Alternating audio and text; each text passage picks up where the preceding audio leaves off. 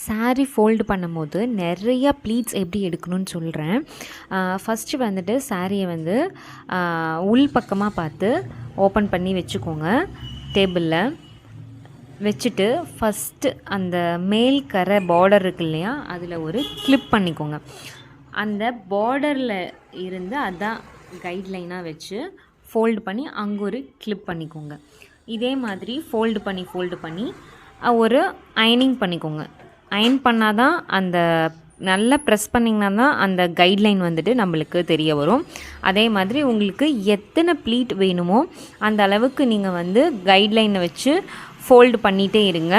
குட்டியாக வர வரைக்கும் உங்களுக்கு எவ்வளோ ப்ளீட் வேணுமோ அந்த அளவுக்கு நீங்கள் ஃபோல்டு பண்ணிகிட்டே இருங்க. எனக்கு 9 ப்ளீட் போதும் அப்படிங்கிறனால நான் இன்னொரு ஃபோல்டு பண்ணாமல் அதோடையே விட்டுட்டேன்.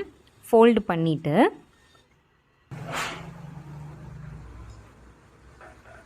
நல்லா அயனிங் பண்ணிக்கோங்க.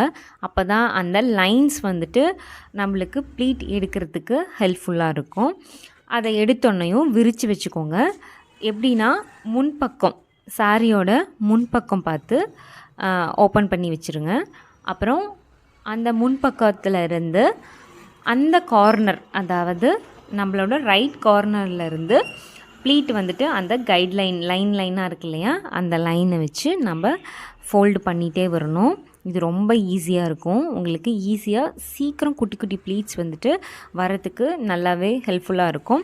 அயன் பண்ணும்போது நல்லா ப்ரெஸ் பண்ணிங்கனாவே இந்த லைன்ஸ் வந்துட்டு ஆட்டோமேட்டிக்காக உங்களுக்கு விழுக ஆரம்பிச்சிடும். நம்மளுக்கு எடுக்கவும் ரொம்ப ஈஸியாக இருக்கும்.